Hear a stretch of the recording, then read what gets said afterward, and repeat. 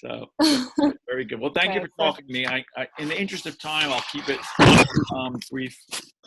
We are international. I don't know how much you know about us. We are relatively new in the Taekwondo world, about 4 years, the magazine. We're international publication, podcast. We're actually print and digital. So we're in 165 countries. So thank you for talking to us. I'm familiar with you, as I know that our listeners and our viewers are, from your work in most recently Wu Assassins, your character of Zan, your role in Savage Dog. We have a good relationship with Jesse V. Johnson and Scott Adkins. Scott just did the program about 2 weeks ago. And your role in Crouching Tiger, Hidden Dragon, the sequel. So thank you very much for talking to us. You're in Hong Kong now, right? You're coming to us from Hong Kong. How are things there? Probably a little better than here right now, I would think, right? Right now in Hong Kong, it's quite, everyone wears a mask and practice social distancing and hygiene, and so it's pretty safe here. Good. So let me ask you. You have a quite a varied martial arts history, but how'd you get started with studying? You started very young. How'd you get started in studying the martial arts? I started martial arts since I was 10 years old, because I love action films. When I was a kid, my father would put on action movies on TV, and every time when he showed a movie, I would just copy all the moves. If Jackie Chan is flying from building to building, I'll be jumping from table to coffee table and just break a lot of stuff. So it's kind of hard to control me when I was a kid. So my parents were like, better send her, to learn proper martial arts. At least she know what she's doing and won't just, copy without knowing how actually the moves are. They sent me to do judo first, because that's the closest school. Okay. By my place that time. So judo was the first discipline I learned. Oh, that's great. That's great. And that's common. Many people, if they get involved, it's geographically whatever's close to them. If there's a close martial arts school, especially if you don't know that much about the styles at that point, you're a kid. I see you have a background in Shotokan and Wushu. I know that you're great with the Nunchaka, Wing Chun, but Taekwondo stands out, obviously, for us. But also, I see you had great prominence in Taekwondo, being a member of the Hong Kong national team, and your success there. How did you get involved in Taekwondo? What is it that led you into Taekwondo, and what is it that you stayed with Taekwondo for obviously quite some time? I always love all the different kicks, because for me, I'm more a kicker, and Taekwondo definitely have all the most amazing kicks. Sure.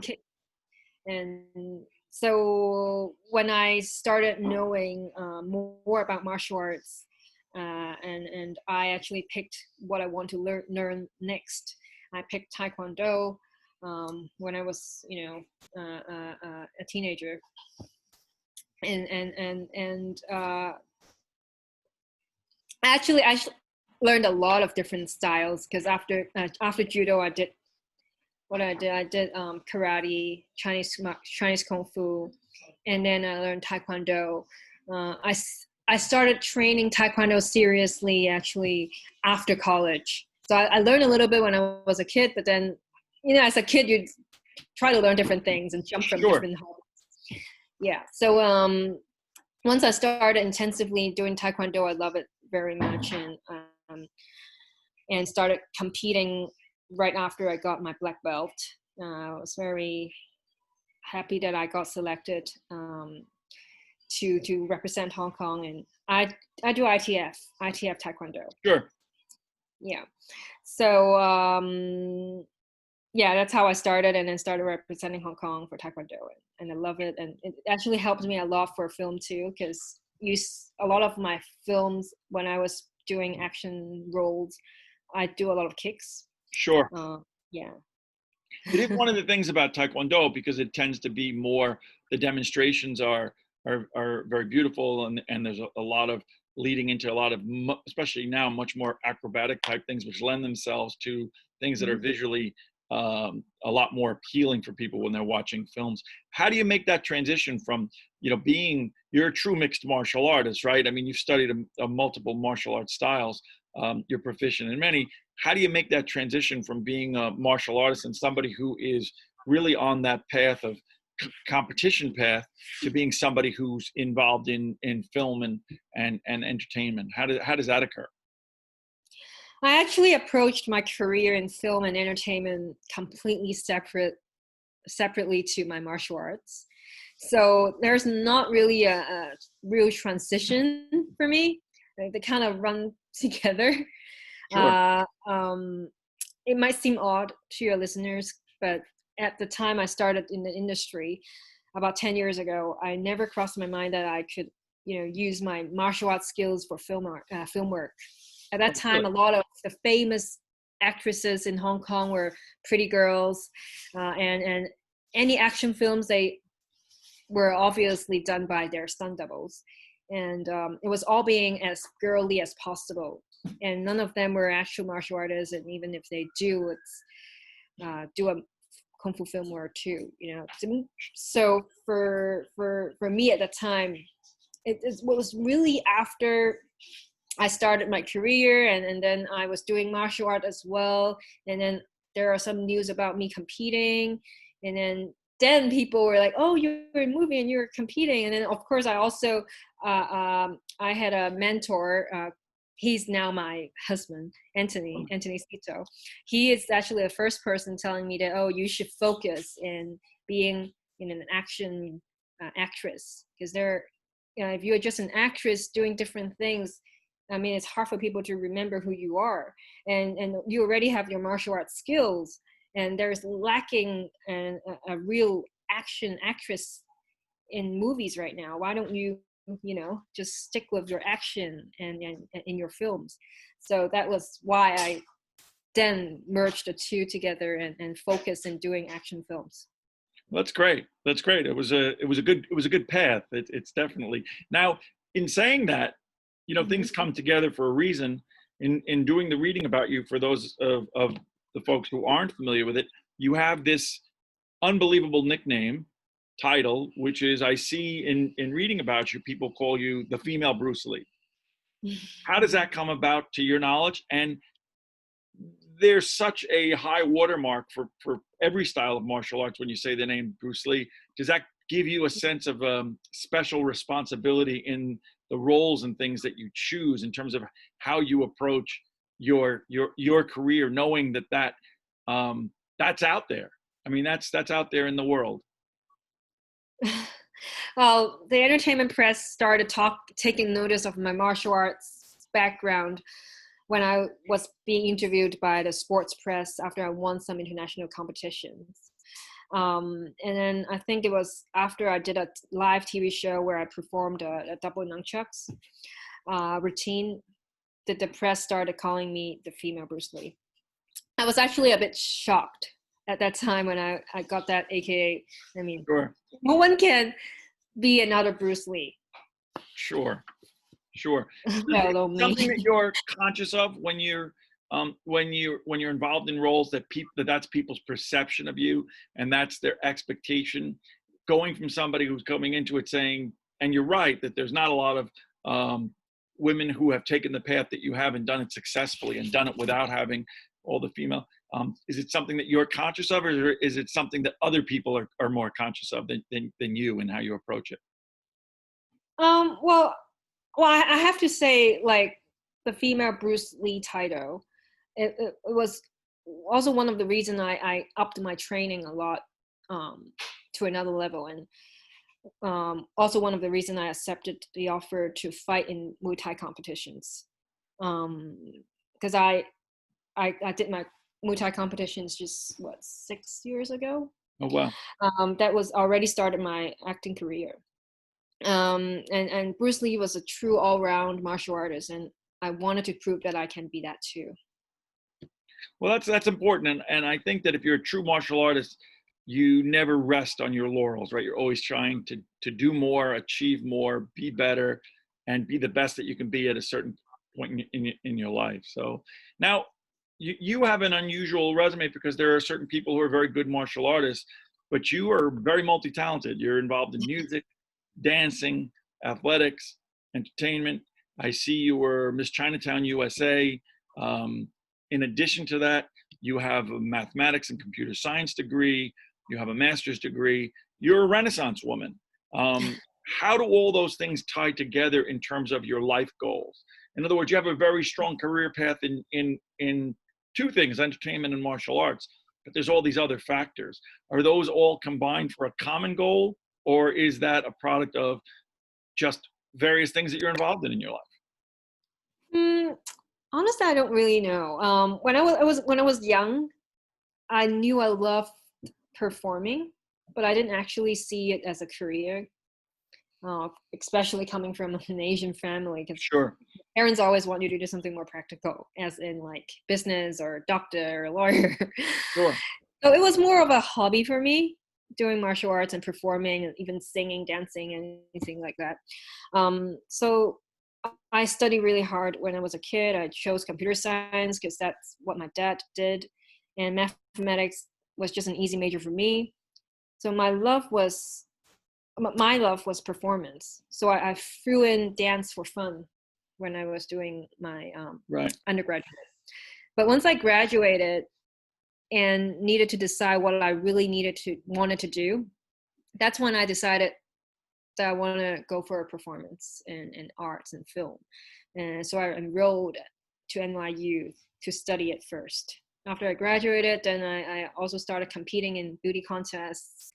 And that was kind of a stepping stone for me as well. And then I started having a manager in Hong Kong and got a music deal, a record deal in Hong Kong. I actually started out as a singer first, and then and then found my path to acting. Well, I always wanted acting, but I don't know, how to be casted on a film or a project, and then 10 years ago, there weren't that many Asian roles for films in Hollywood or internationally.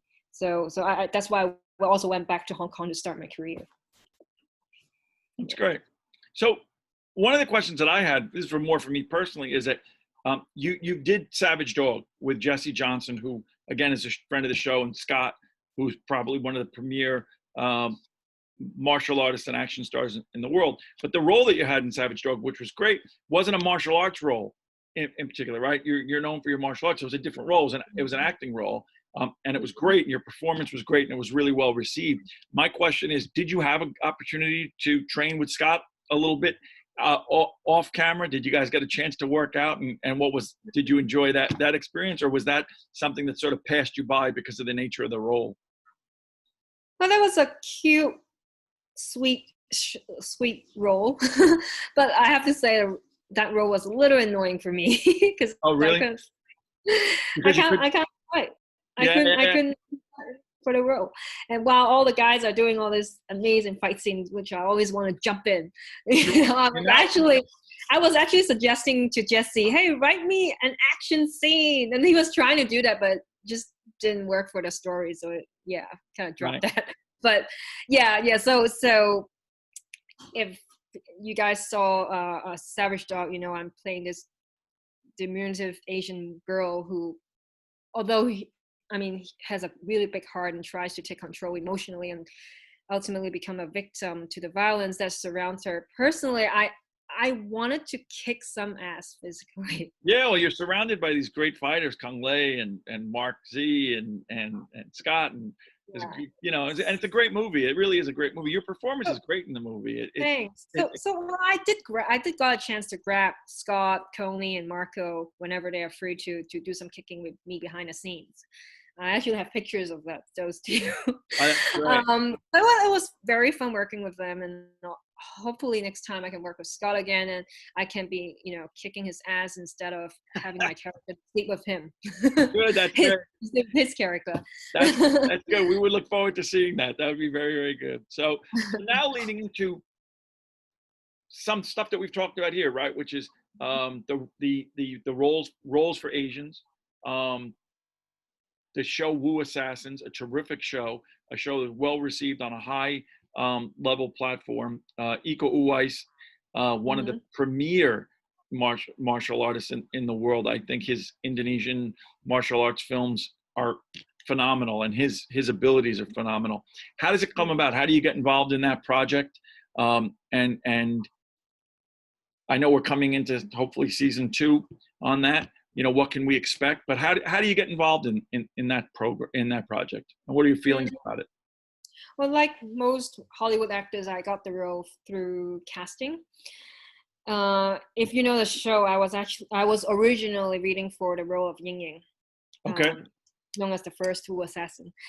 When I went for a second audition, that time I did it with the showrunner, and he loved my look and felt my background in martial arts would really be useful for the show that sold itself of a martial arts sector, right? Action. So he casted me for a strong fighting role that was originally written for a man. So Zan, that's how Zan becomes Zan after the showrunner saw me in the audition. Yeah. So personally, I'm super thankful for getting to work on it. I mean, I got to do a few of what I think are some of the coolest fight scenes. Plus, I did lots of training with Iko Uwais' fight team. Oh, wow. Also, I want to shout out to the Canadian fight team, who were so amazing. The fight choreographer, Dan Risotto, he is super talented, and I can't wait to work with him again. Well, that's great. And it's really a cool story, because for you to be able to carve that character out from being originally conceived as a male role and somebody else into your own, and the character is not a minor character. The character takes on some real prominence, particularly as the season goes on. That's pretty exciting, and that's a testament to their confidence in you. So what can we expect? You probably can't give away the details. Can we expect to see a lot of Zan in season 2, or is that still up in the air? Is there anything you can say about it? Well, I really can't give anything away, but I'll say I think the fights she'll have in the coming season, or a sequel or whatever, will definitely be more challenging and cooler than what you've seen. Were you surprised about so much of what I had read about it, and maybe for me it was unusual, because I'm very steeped in Asian films. I'm very involved in because of the work that I do, Korean films and Indonesian films and all international films. But there was such a lot of talk about the fact that, wow, here's a show that has an opportunity to have an Asian cast and have them portrayed in a realistic way, and not in a way that portrays people based on stereotypes and based on preconceptions, but simply as characters and human beings. Did that surprise you about so much of what was written about the show, or did you kind of expect that going in, or what were your thoughts on that? Because the show is a great show with a great cast that happens to be Asian. It could be any group of folks. I think this is great for the Asian community, and there are so many Asian stories can be told, and I think especially in America, it's a really diverse country. We have different people coming from different backgrounds, ethnic backgrounds. So as Asians, we are very happy to have a chance to tell our story, especially on Netflix and other big network. So and the good thing is, not only in front of the camera they are casting Asians. For the writers, they are also having Asian writers, an Asian director to do the story and the filming, so to add more authenticity to the project, which is a good thing. That's a great thing, and I look forward. I know that the buzz is people are really looking forward to season 2, and I'm sure it's going to be great. So tell me, talking to Scott and talking to other folks, especially those of us that train, we're trying to train during this pandemic. It's been tough. We have to be creative. How has it affected your your training? How has it impacted you? There's a lot of limitations to what we're able to do and where we're able to go. Yeah. Training wise, I've just been training with my husband. We usually go to the park and find a little area away from anyone else to train in. And he's a bit of a weapons expert, so I'm able to do a lot of that with him. And when he's not holding pads for me to kick, so That's I'll be great. training weapons with him. It's great. And in terms of projects, I mean, like most people in Hollywood, filming has been put on hold, so it's a lot of sitting around. And well, right now we're also writing some scripts together, me and my husband, and we got some script already written. And also right now we use this time to improve our skills, not to think too much about the work I'm not Right. able to do. No, I agree, and I think for myself, I think it's been a good time to not as much focus on learning and growing skills, but honing and refreshing and strengthening the skills that we have. And I try to do the same thing. I find I'm up at 4 a.m. out in a park, where hopefully not too many people are around and training and stuff. So that's great. So what we don't know what different places of the world are at different stages of this pandemic lockdown, open up. What do you expect in the post as things come forward? What's in store for you? You have projects already lined up, or is that just going to all be based upon the scheduling? Because even talking to Scott, he was in the middle of doing a film with Dolph Lundgren. They had to stop because of the pandemic, and it's just now sitting and waiting till when that resumes. Are you sort of in that same kind of a pattern, or do you have things already scheduled at this point? Or Well, before the pandemic, I was actually ready to start filming 2 different projects. So hopefully they will, come back online once we get a go on both of them to get back to work. Well, that's great. That's great. In the interest of time, I'll ask you 1 or 2 questions. One I forgot, and I wanted to ask you because I know people's charities is always so important to them. I saw that you're a spokesperson for the Heroes 2 charity. I didn't know if you wanted to mention anything about what that is, or what the role of that is. I think I have it right. It's called Heroes 2, right? Is that the name of the charity that you? Well, that was quite a while ago.